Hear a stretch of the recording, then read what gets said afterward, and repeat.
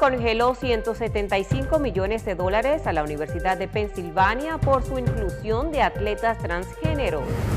La policía identificó a un vendedor ambulante de comida como el sospechoso que prendió fuego a un promotor de un club nocturno en Times Square. Podrían llegar a una negociación de paz sobre la situación de Rusia y Ucrania, según el presidente de los Estados Unidos. Las Rockers de Radio City celebran su aniversario número 100.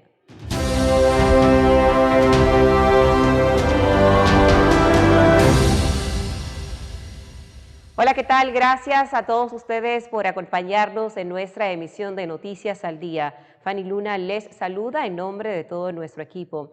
Iniciando con las informaciones desde los Estados Unidos, específicamente del presidente Donald Trump, y es que afirmó que estaría eliminando unos fondos para una universidad en Pensilvania.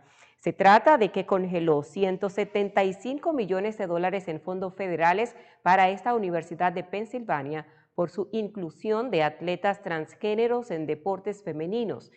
El centro universitario podría perder toda su financiación federal en el marco de una investigación por potenciales violaciones del Título 9, una histórica ley federal de derechos civiles aprobada en 1972 y que prohíbe la discriminación por razón de sexo en cualquier escuela o programa educativo que reciba fondos federales.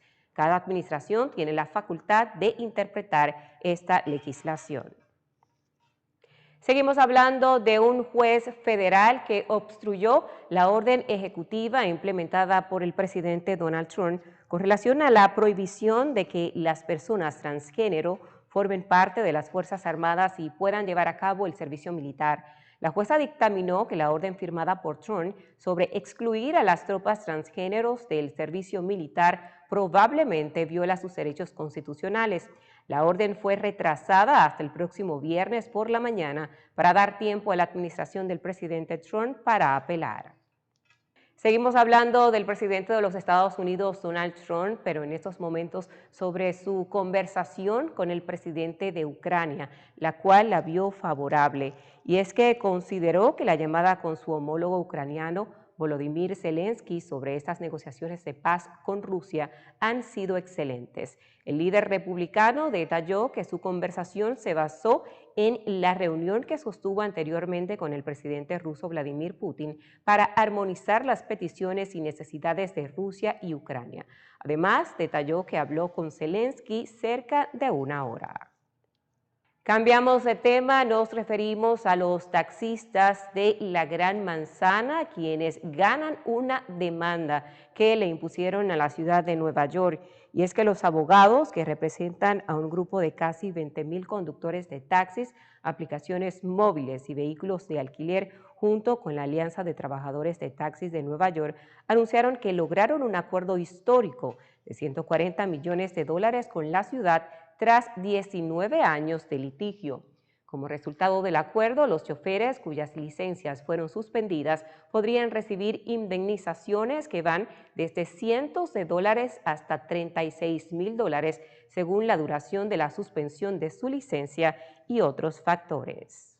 Seguimos hablando del sistema de transporte de los Estados Unidos, específicamente en la ciudad de Nueva York. Y es que a pesar de que el Departamento de Transporte pidió el mes pasado que se pusiera fin a la tarificación de la congestión antes del 21 de marzo, el presidente del Consejo afirma que el programa del peaje continuará.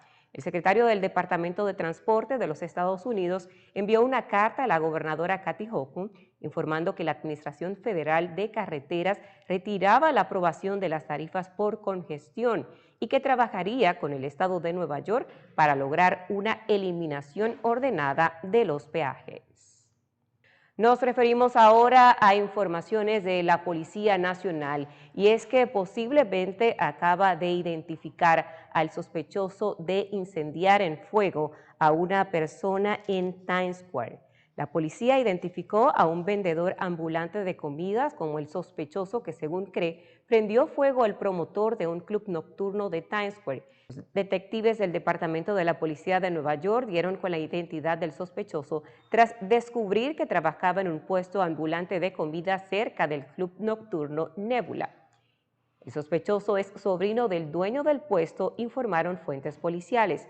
La víctima, de 45 años, permanece en estado crítico pero estable tras ser rociado con gasolina y prendido en fuego tras una discusión con el atacante. El sospechoso, de 23 años, huyó a Egipto del día del ataque.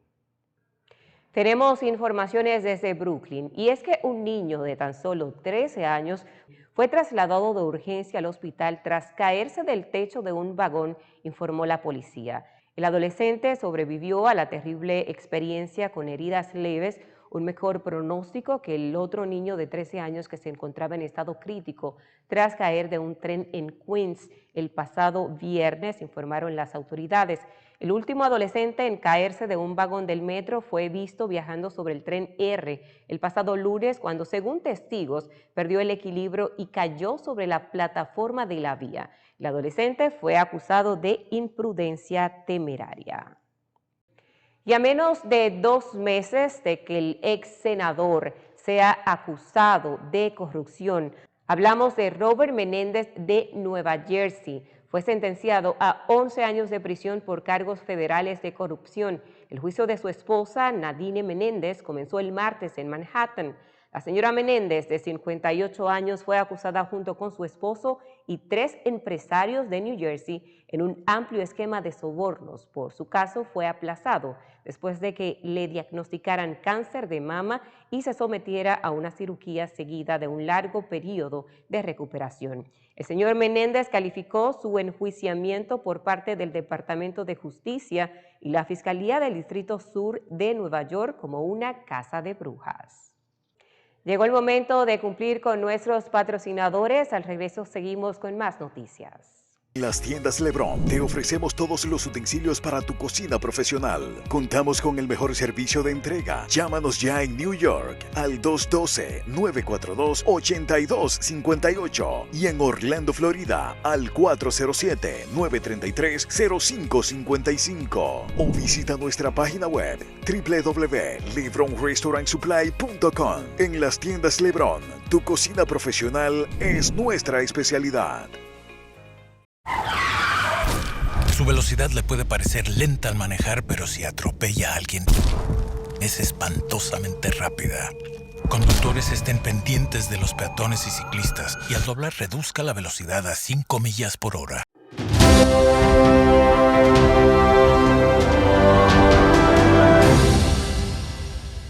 Gracias a todos ustedes por continuar con nosotros. Iniciamos este bloque hablando de situaciones migratorias, y es que el secretario de Estado de los Estados Unidos, Marco Rubio, advirtió que su país impondrá severas sanciones contra Venezuela si el régimen de Nicolás Maduro sigue rechazando vuelos con migrantes venezolanos deportados.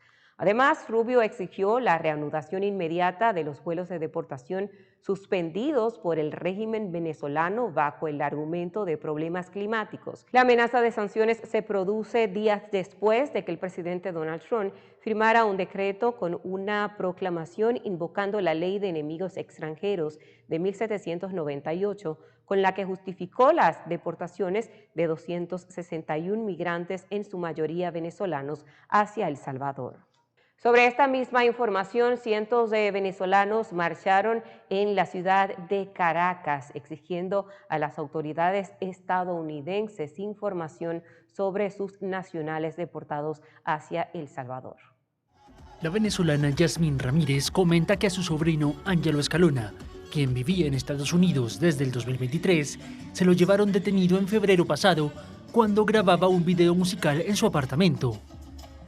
Luego de que él mismo avisara que sería repatriado y que nunca llegara a Venezuela, la mujer sospecha que Ángelo hace parte de los 200 migrantes que fueron trasladados a una megacárcel en El Salvador, señalados de ser parte de la organización criminal Tren de Aragua. Se lo llevaron detenido o secuestrado porque no había cometido ningún tipo de delito, lo sacan de su apartamento en compañía de unos muchachos que estaban, un grupo de muchachos que estaba grabando un video musical, y se lo llevan detenido. Para mí es un secuestro porque, como te digo, él no estaba cometiendo ningún delito. Al igual que Yasmín, cientos de venezolanos salieron a las calles a apoyar una marcha convocada por el chavismo para repudiar el envío de sus compatriotas al país centroamericano, que fue llevado a cabo bajo la Ley de Enemigos Extranjeros, invocada por el presidente estadounidense Donald Trump. En la protesta, donde se exigió el acceso inmediato a la información sobre los migrantes, hizo parte Nicolás Maduro, quien telefónicamente expresó su solidaridad con las familias de los que fueron retenidos. Ustedes saben que vamos a hacer con el favor de Dios Todopoderoso y el apoyo de todo lo que haya que hacer para rescatar a nosotros que no son delincuentes. Frente a la sede del Legislativo, su presidente, el chavista Jorge Rodríguez, exaltó la movilización e indicó que Maduro está haciendo contactos con jefes de Estado y Gobierno, así como con organismos de derechos humanos, para hacer frente a la situación. En este mismo orden, la vicepresidenta venezolana durante la manifestación también informó a las autoridades internacionales que esto se trata de una violación a los derechos humanos de los venezolanos. Ante violaciones sistemáticas de la legalidad, tanto nacional del gobierno de los Estados Unidos, de El Salvador, como de la legalidad internacional, que pretenden criminalizar la nacionalidad venezolana. Por eso nosotros decimos que Venezuela es digna siempre, digna siempre. El gentilicio venezolano no podemos permitir que lo manchen, que se le tilde de criminales, que se le tilde de terroristas, no. Son migrantes, sus derechos deben ser respetados y ayer el presidente Maduro lo decía. El gobierno de El Salvador debe entender que los migrantes venezolanos los debe regresar de manera inmediata. Venezuela exige acceso inmediato a la información de esos migrantes que fueron injusta e ilegalmente deportados, que fueron secuestrados en los Estados Unidos bajo la promesa que venían a Venezuela y fueron entregados a una cárcel de máxima seguridad diseñada para la violación de los derechos humanos. Nosotros exigimos acceso a la información, exigimos el retorno inmediato de nuestros migrantes. Es un clamor nacional, no solamente de las madres, de su familia, de sus amigos, es un clamor del país entero. Rechazar, repudiar la criminalización de los migrantes y repudiar que el gentilicio venezolano sea asociado a factores como criminales, como terroristas. Nos trasladamos hacia Costa Rica y es que nicaragüenses que residen en esta localidad solicitan asistencia para las regulaciones migratorias en ese país. La regularización migratoria es clave para una mejor integración de los migrantes nicaragüenses en Costa Rica, donde falta concienciación acerca de las raíces que unen a ambos países. Así lo afirmó en una entrevista con EFE Karina Fonseca, directora nacional del Servicio Jesuita a Migrantes. El tema de la discriminación para las personas nicaragüenses o de otras nacionalidades sigue siendo un gran pendiente. Creo que la sociedad costarricense necesita educarse más sobre lo que significan las dinámicas interculturales. En Costa Rica es el grupo más importante de personas extranjeras viviendo en el país y más del 40% no tiene sus documentos en regla, ¿verdad?, en el país. Y desde el Servicio Jesuita para Migrantes, en todos estos años de acompañamiento directo a las personas, el tema de normalizar su situación migratoria significa un cambio dramático. Ante la urgente necesidad de disminuir los discursos de odio, la colectiva feminista Volcánicas y la organización Oxfam dan nacimiento a la campaña Raíces que Unen, que busca generar un cambio positivo sobre la percepción hacia las personas migrantes nicaragüenses. Así lo explicó la cofundadora de Volcánicas, Ximena Castilblanco. Una de las grandes problemáticas que se sigue observando y se sigue sintiendo es todo este incremento que ha habido exponencialmente de parte de personas costarricenses con los discursos de odio y de xenofobia. Estos contenidos están tratando de desmitificar todos estos prejuicios que hay, como que venimos a quitar el trabajo a los costarricenses, como que venimos a ganar derechos que también la población costarricense no hay. Entonces justamente las raíces que unen, como el nombre, viene como a reconocer todas estas cosas que nos unen más. Para la activista, el trabajo de las organizaciones tiene como uno de los grandes objetivos conseguir que la sociedad sea más empática y fortalecer la solidaridad hacia los migrantes. Familiares de la joven de origen indio estadounidense que desapareció en las playas de Punta Cana en la República Dominicana están solicitando a la policía de ese país que la declare muerta, según informó el portavoz policial. Diego Pesqueira, portavoz de la Policía Nacional, indicó que la familia de Conanqui envió una carta a la agencia solicitando la declaración de fallecimiento. Conanqui, de 20 años, se encontraba de vacaciones de primavera con sus amigos en la isla caribeña cuando desapareció la madrugada del 6 de marzo. A pesar de una exhaustiva búsqueda, su cuerpo no ha sido encontrado. Sobre este mismo tema nos vamos hacia la República Dominicana. Allí conectamos con nuestro compañero Leonardo Mercedes para conocer más sobre todo lo que sucedió en este juicio en el caso de la joven desaparecida. Adelante, Leonardo. Gracias. Desde República Dominicana para Noticias al Día, le saluda Leonardo Mercedes desde República Dominicana. Justamente hoy arribamos a 13 días de la desaparición física de Codincha y este panorama que se vive en República Dominicana de incertidumbre y gran parte del país tomó este martes un nuevo giro ante la solicitud de medida de habeas corpus preventiva que solicitaron los abogados de Joshua Steven. Se debe cesar cualquier amenaza a la libertad de este ciudadano, porque hasta el día de hoy no se ha podido demostrar de que el mismo no pase de la simbología que se le ha dado. Varias cuestionantes que esperan respuestas están en el aire, como es, por ejemplo, dónde fue a parar el pasaporte de Joshua, ya que le fue retenido el mismo supuestamente solicitado para sacarle una copia y nadie sabe hoy en día dónde está este documento indispensable. Está la inquietud del padre diciendo que no regresará a Estados Unidos si no es en compañía de su hijo. También la solicitud que hicieran los padres de la desaparecida diciendo que la misma sea declarada muerta, pero las leyes dominicanas contemplan esta solicitud. Con esta información retorno con ustedes al set de Noticias al Día. Desde República Dominicana, Leonardo Mercedes reportó. Muchas gracias, Leonardo, por esta información.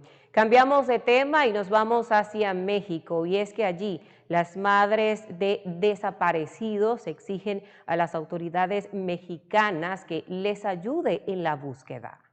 Madres del estado de Guerrero, sur de México, que buscan a sus hijos desaparecidos, valoraron positivamente las reformas impulsadas por la presidenta Claudia Sheinbaum para usar toda la fuerza del Estado ante la crisis de miles de desaparecidos que sufre el país.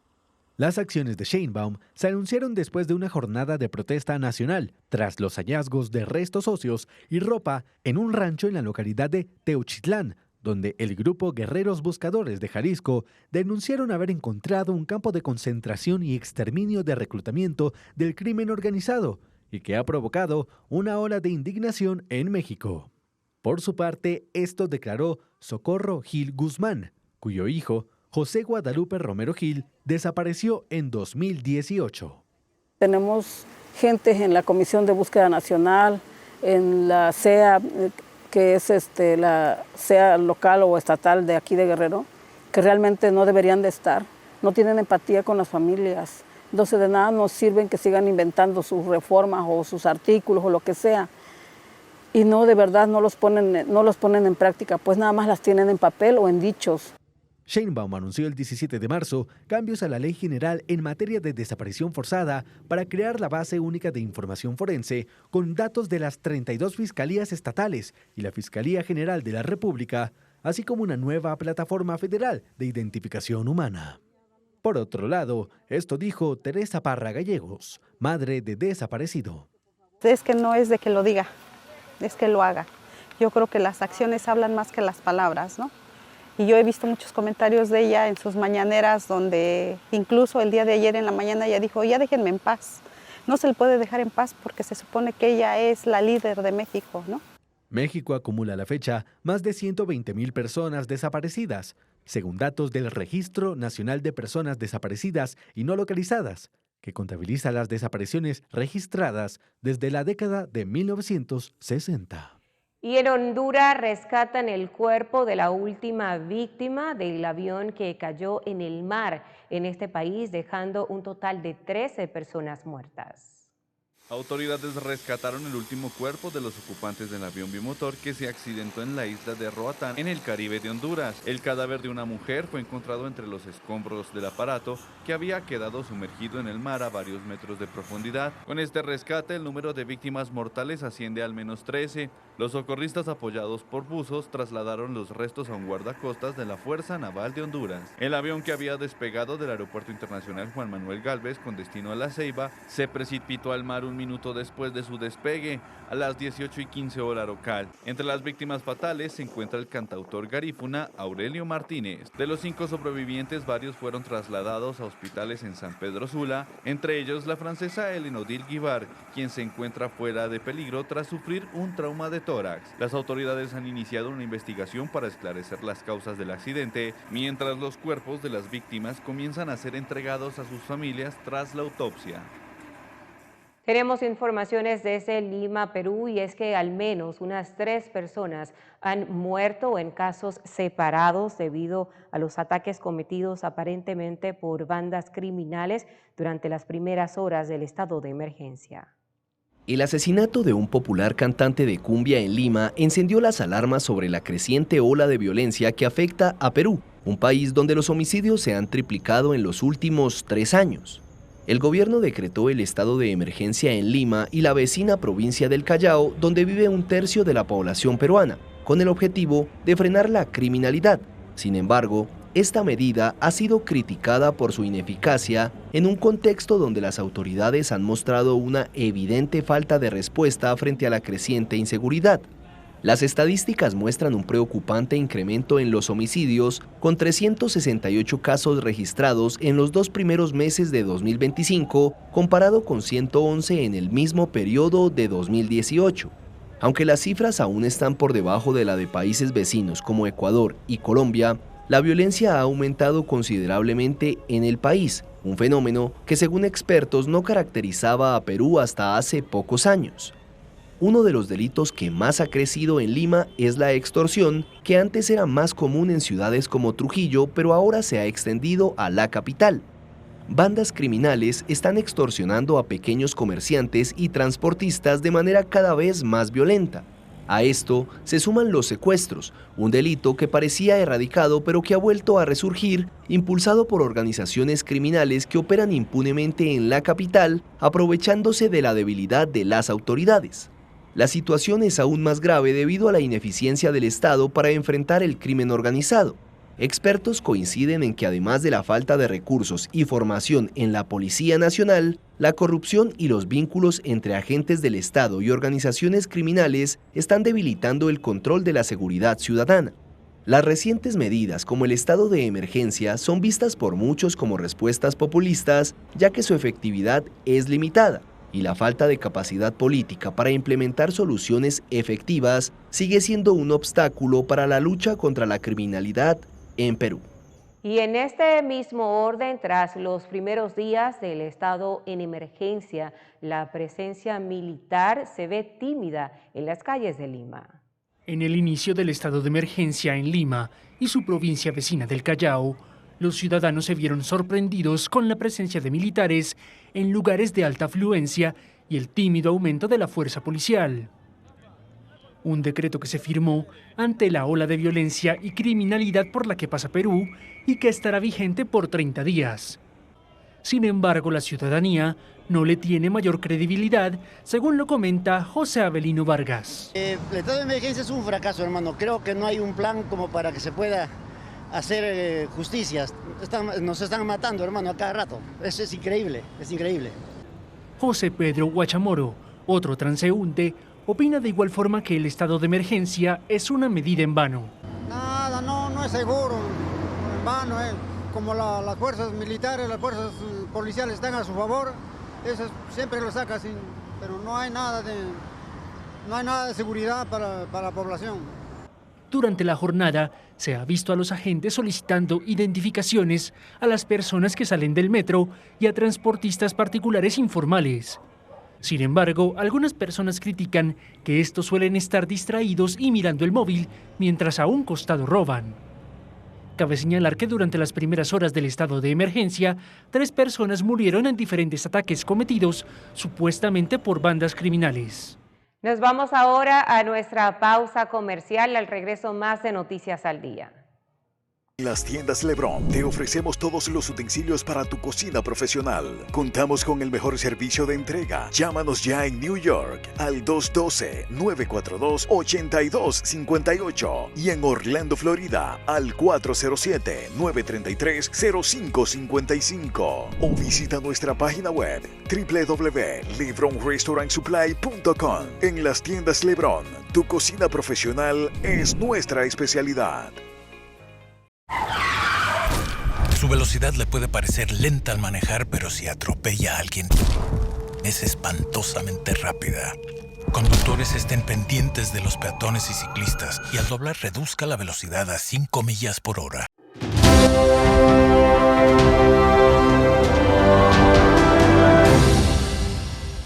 Gracias por preferir nuestra programación. Continuamos hablando de la situación de salud del Papa Francisco, y es que consiguió dormir en el hospital sin recurrir a la ventilación mecánica no invasiva durante toda la noche, es decir, sin la máscara de oxígeno, según informaron fuentes de la Santa Sede.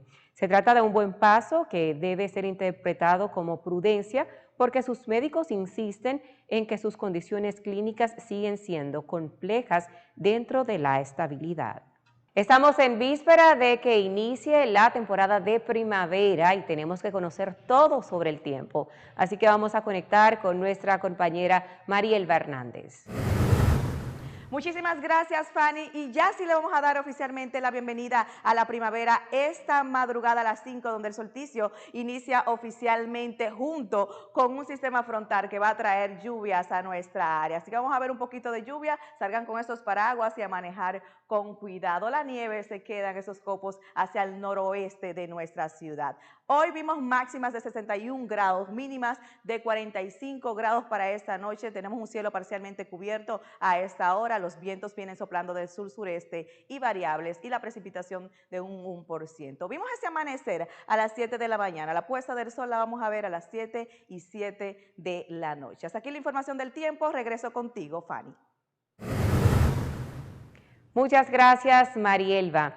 Nos referimos ahora a la celebración y conmemoración de sus 100 años de las Radio City Rockets, quienes anunciaron la icónica compañía de danza de precisión que celebra este aniversario número 100 en el 2025, con festividades que comenzaron esa semana y continuarán a lo largo del año, incluyendo el Christmas Spectacular 2025. Como parte de este hito, las Rockers también anunciaron la expansión de su prestigioso programa de desarrollo para bailarinas, que comienza con las audiciones abiertas del 2025, este 22 de abril, en el Radio City Music Hall.